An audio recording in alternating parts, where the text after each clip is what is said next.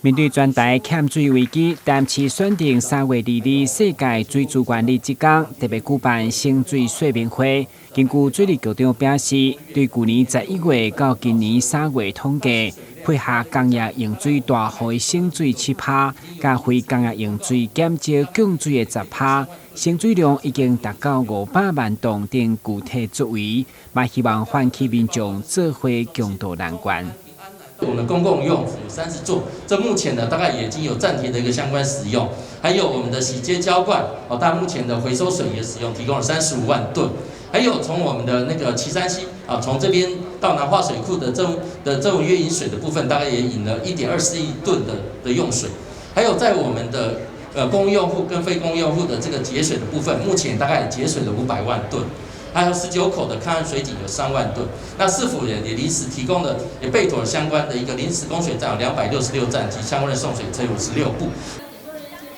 市府为了唤起全民省水的共识，嘛将水资源等相关观念向下扎根。会中透过互动式的游戏体验，让学生轻松了解。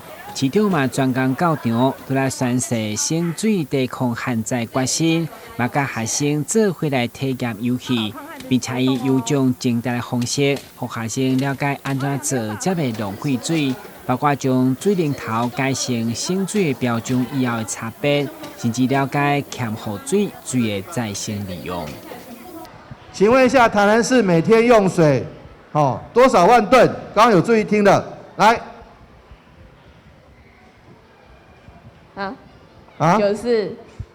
错。来。多少万吨？刚刚有讲过哦，没有。好，94.5对了。该你。洗手的时候就是在搓肥皂时没有把水关起来。可以淋浴，不要泡澡。就看到水龙头没关，就把它关掉啊。